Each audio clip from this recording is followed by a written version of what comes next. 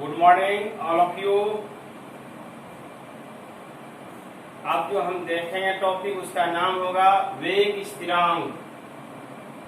इसके पहले हमने क्या क्या देखा, बहुत सारी चीजों का अध्ययन किया, जिसमें से आपने देखा अभिक्रिया की दर, अभिक्रिया की औसत दर, उसके बाद आपने सीखा अभिक्रिया की दर की इकाई। इस तीन चीजों का प्रेजेंट में आपने क्या किया, अध्ययन किया। अब जो उसके बाद हम अध्ययन करेंगे उसका नाम है वेग स्थिरांक, जिसको कहा जाता है इंग्लिश में रेट कांस्टेंट। जैसे स्थिरांक का प्रयोग हुआ तैसे आपके दिमाग में घंटी बज गया होगा कि स्थिरांक का मतलब क्या होता है, कांस्टेंट, जिसका सिंबल क्या होता है, के। अब इसकी परिभाषा भी बड़ा सिंपली है। यह अभिक्रिया का वह वेग होता है जब प्रत्येक अभिकारक की मोलर सांद्रता, जब प्रत्येक अभिकारक की मोलर सांद्रता एकांक होती है, एकांक यानी इकाई होती है, उसे वेग स्थिरांक कहते हैं, उसे वेग स्थिरांक कहते हैं। और जिसको किसके द्वारा सूचित किया जाता है, के से। अब इसके लिए इसकी फार्मूला क्या होगा वेग स्थिरांक के लिए, तो देखिए वेग स्थिरांक के लिए अब हमारे पास अभी कुछ पता नहीं है कौन सा कोटि आएगा। अब हमने यूज किया कोटि, तब आप पूछेंगे कोटि क्या है, तो कोई दिक्कत नहीं है। इसके बाद जो टॉपिक होगा उसमें आपको क्लियरेंस करेंगे कोटि का क्या मतलब होगा, वहां क्वेश्चन बनेगा, यह इंपॉर्टेंट क्वेश्चन। अभी फिलहाल इस पर वीवीआई नहीं लगाएंगे, तो वहां पर इसको क्लियरेंस करेंगे, बड़ा हल्का होगा। अभी फिलहाल यह देखते जाइए कि कोटि क्या है, कौन सा कोटि। हम कोई कोटि नहीं मान रहे हैं, हम सीधा लिखेंगे एनवा कोटि। ऐसे कोटि 0 ऑर्डर होगा, फर्स्ट ऑर्डर होगा, सेकेंड ऑर्डर होगा, थर्ड ऑर्डर होगा, लेकिन 0 ऑर्डर, फर्स्ट ऑर्डर, ये दोनों ऑर्डर इंपॉर्टेंट होगा। चलिए उसकी चर्चा हम बाद में करेंगे नेक्स्ट वीडियो। अभी फिलहाल आपके सामने आया है, इस चीज को ग्रहण कीजिए, क्योंकि जो टॉपिक आया सारी चीजों को तो एक साथ नहीं ले सकते ना, इसे थोड़ा धैर्य रखेंगे। नेक्स्ट वीडियो में आपको क्लियरेंस करेंगे, अभी उसको बताने लगेगा तो यह टॉपिक क्या हो जाएगा, गायब हो जाएगा। ठीक है, तो आप अच्छी तरह जानिए कि बिना हम समझाए कोई टॉपिक आगे नहीं बढ़ेंगे, यह तो हम दृढ़ संकल्प है। चले आते हैं टॉपिक पर। तो परिभाषा क्या हुआ कि प्रत्येक अभिकारक की मोलर सांद्रता क्या होती है, एकांक यानी इकाई होती है। तो वैसी अभिक्रिया को रेट कांस्टेंट कही जाती है, जिसकी सिंबल क्या होगा, के। अब यहाँ पे हम जो है कोटि के लिए हम मान लेते हैं एनवा कोटि के लिए प्रतिक्रिया के लिए क्या होगा, तो जिसके लिए हमारा क्या होगा, प्रतिक्रिया की दर। आपने प्रतिक्रिया दर की इकाई पढ़ा है, अभिक्रिया दर की इकाई, वही प्रतिक्रिया की दर बराबर सूत्र होगा के सांद्रता एन। इसको याद रखेंगे, प्रतिक्रिया की दर बराबर क्या हुआ, के सांद्रता एन। अब इसमें से हम के निकालेंगे, क्योंकि हमको निकाला है वेग स्थिरांक। अब वेग स्थिरांक का सिंबल क्या है, के। तो लिखेंगे के बराबर प्रतिक्रिया की दर बटे सांद्रता, और सांद्रता क्या पावर है, एन। क्लियर हो गया। अब यहाँ पे खंडन कर देते हैं हम आपको। प्रतिक्रिया की दर का मात्रक क्या था, अभिक्रिया की दर की इकाई का मात्रक पढ़े है ना, वहां पे हमने आपको बताया है कि प्रतिक्रिया की दर की इकाई मात्रक होता है मोल litre inverse second inverse. Just इसके पहले जो है बात, इसके पहले जो हमने वीडियो दिया है उसी में था, मोल लीटर इनवर्स सेकेंड इनवर्स। और सांद्रता को तो आप जानते हैं, सांद्रता मतलब मोल रहता, इसकी मात्रा क्या आता है, मोल लीटर इनवर्स। तो सांद्रता जगह लिखेंगे मोल लीटर इनवर्स, और जिस पर हमारा पावर क्या है, एक्टिव मास एन आ रहा है। अब इसको और क्लियर करते हैं, और के बराबर, चलिए लिखते हैं मोल लीटर इनवर्स सेकेंड इनवर्स। अब यह मोल पे क्या करते हैं, एन पावर आ जाएगा। अब दोनों को तोड़ते हैं अलग अलग, मोल पे एन, लीटर माइनस वन है एन, तो क्या हो जाएगा लीटर माइनस एन आ गया। अब इसको इस चीज के हम खंडन कर देते हैं। अब इसको उठा के ऊपर ले जाएंगे, ये मोल और यह मोल मिल गया, आ गया मोल। अब क्या होगा नेक्स्ट, उसको यहाँ एक है, ये एन चला जाएगा, मोल वन माइनस एन, ये आ रहा है समझ में, मोल वन माइनस एन। अब लीटर, अब यह माइनस है, ऊपर चला जाएगा क्या जाएगा प्लस, यहाँ माइनस है, इसको लिख सकते हैं n minus one, litre n minus one. अब सेकेंड माइनस वन है तो सेकेंड माइनस वन। इस चीज पर ध्यान दीजिए। यहाँ पे पुनः एक बार समझाते हैं कि वेग स्थिरांक की परिभाषा हुआ कि वैसी अभिक्रिया का वेग जिसमें प्रत्येक अभिकारक की मोलर सांद्रता क्या होती है, एकांक होती है, इकाई होती है, उसे वेग स्थिरांक कहते हैं, जिसे के द्वारा सूचित किया जाता है। अब यह वेग स्थिरांक निकालने के लिए हमारे पास अभी कोई कोटि नहीं है। अभी कैसे पता चलेगा कोटि, तो हमने क्या मान लिया, एनवा कोटि के लिए, एनवा कोटि के प्रतिक्रिया के लिए प्रतिक्रिया की दर बराबर सूत्र होता है के सांद्रता एन, ठीक है। अब यहाँ पे के निकालेंगे तो प्रतिक्रिया की दर बटे सांद्रता एन। अब प्रतिक्रिया की दर का मात्रक, इसके पहले आपने पढ़ा है कि मोल लीटर इनवर्स सेकेंड इनवर्स, सांद्रता मतलब क्या होता है मोलरता। अब मोलरता का सॉल्यूशन में मात्रक आपने देखा, बहुत सारे चीज देखे हैं, लगातार तो चलिए रहा इसका मात्रक। तो सांद्रता हुआ मोल लीटर इनवर्स, जिस पर क्या है एन पावर। अब इसी का हमने सॉल्यूशन किया, मोल देखिए नेक्स्ट उसको यहाँ क्या है एक। अब यह क्या होगा, यहाँ पे मोल एन है, यहाँ खंडन करते हैं, यहाँ पे मोल, यहाँ मोल और मोल मिल गया तो मोल कॉमन हो गया, यहाँ एक था। अब यह एन ऊपर जाएगा तो माइनस हो जाएगा, पॉजिटिव ऊपर जाएगा क्या होगा निगेटिव, निगेटिव रहता नीचे रहते क्या होता है पॉजिटिव, यह सब तो मैथ में पढ़े हैं आप। तो मोल क्या होगा वन माइनस एन। अब लीटर माइनस वन है, लीटर माइनस एन है, तो लीटर देखिए आप खंडन करते हैं, लीटर माइनस वन।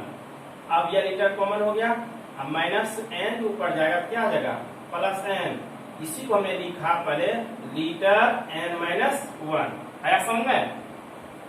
अब उसके बाद क्या है सेकेंड माइनस वन, यानी के का मात्रक वेग स्थिरांक का मात्रक निकला मोल लीटर, जो mole one minus n litre n minus one second inverse.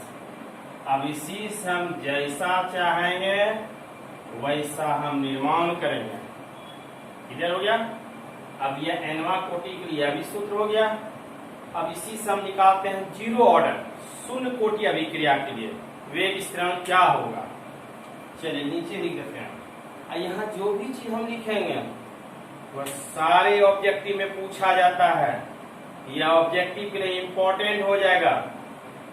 हर साल कभी प्रथम कोटि अभिक्रिया का, कभी द्वितीय कोटि का, कभी शून्य कोटि अभिक्रिया का मात्रक पूछा जाता है। इसको एकदम याद रखेंगे, या जीएस में भी पूछा जाता है, जनरल साइंस में भी। चलिए यहाँ निकालते हैं अब शून्य कोटि, शून्य यानी जीरो, शून्य कोटि अभिक्रिया के लिए वेग स्थिरांक यानी के बराबर।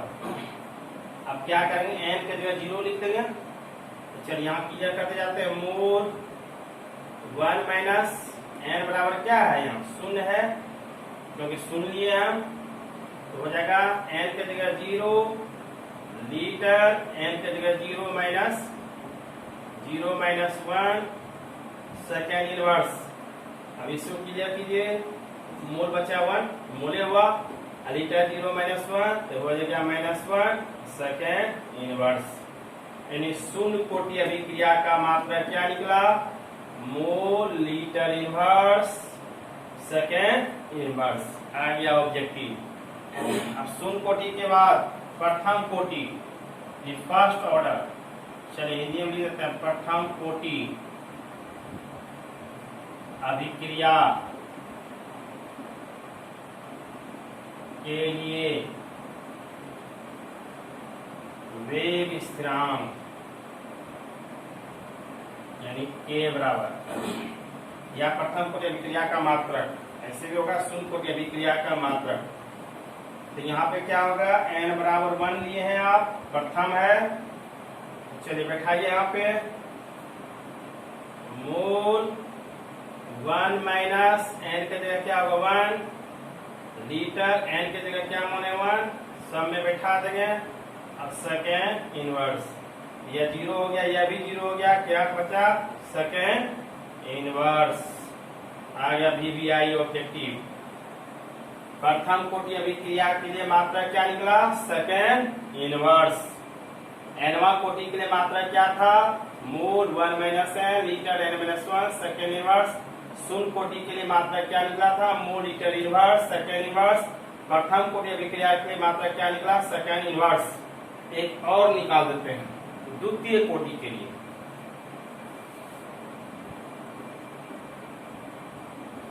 द्वितीय कोटि अभिक्रिया के लिए वेग स्थिरांक, इनका बचत कर लिया आपने, इसलिए आप पूरा लिखेंगे। जब भी आप कोई वीडियो देखिए तो कॉपी कलम निकाल के बैठिए, बिना कॉपी कलम निकाले आप किसी चीज का अध्ययन नहीं कर पाएंगे। अगर कॉपी कलम निकालकर अपने से आप कोई चीज सेल्फ स्टडी करेंगे तो वह नॉलेज आपका बेहतरीन हो जाएगा। सह लीजिए, वीडियो आगे भैया है, उसका सहारा लीजिए, बाकी जैसे जैसे हम बता रहे हैं वैसे वैसे अपना भी सेल्फ स्टडी कीजिए। और आराम से बैठे रहेंगे तो फिर तो आराम का जिंदगी तो आराम ही होता है। अभी ऑफलाइन से भी ज्यादा मेहनत करना पड़ रहा है ऑनलाइन में, क्योंकि यह जो पढ़ा रहे हैं या तो चारों बगल मेरा जा रहा है ना। तो द्वितीय कोटि अभिक्रिया के लिए वेग स्थिरांक क्या होगा, अब इसके लिए हम निकालते हैं यहाँ के बराबर, चलिए द्वितीय कोटि हुआ तो n बराबर क्या हुआ 2, अब इसमें बैठा दीजिए तो आएगा मोल 1 minus 2 litre 2 minus 1 second inverse. Clear, अब इसको तोड़ लीजिए तो 1 माइनस 2 में क्या हो गया, मोल -1 लीटर 2 में घटा 1 सेकेंड इनवर्स, अर्थात इसी को स्पष्ट लिखा, लीटर पहले दी देंगे, उच्चारण करने बनेगा litre mole inverse second inverse, चला गया।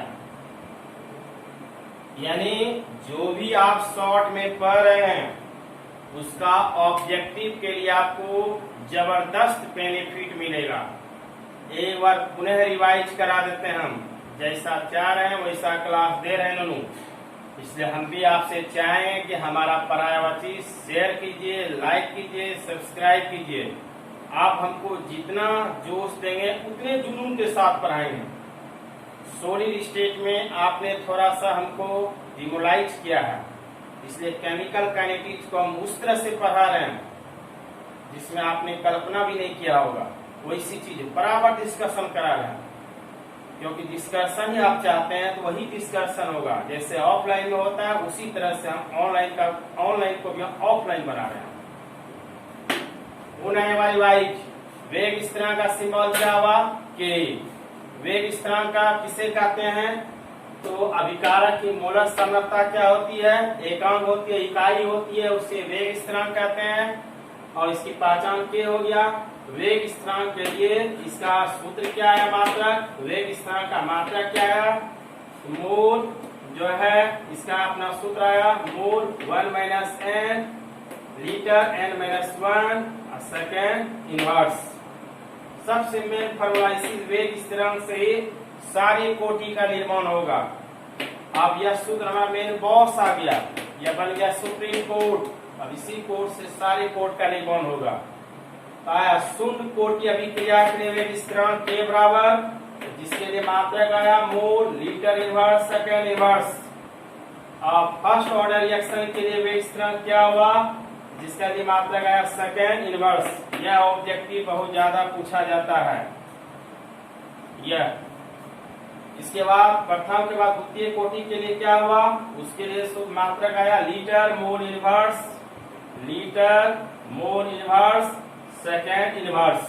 क्लियर हो गया, ये सारी चीजों का उजागर हो गया। अब यहीं से शुरुआत होगा आपका जो है नेक्स्ट हम आणविकता पढ़ाएंगे टॉपिक में। आणविकता के बाद फिर जो है ऑर्डर 0 कोटि चलेगा। उसी कोटि से पहले हम पढ़ाएंगे आपको घातांक, पावर का रूल। वह सारे रूल को समझाते हुए हम सिस्टमेटिक ढंग से आपको पढ़ाते हुए आगे बढ़ते जाएंगे। क्लियर हो गया, चलिए थैंक यू, धन्यवाद। और सारे वीडियो देखने के लिए मैनी थैंक्स टू यू।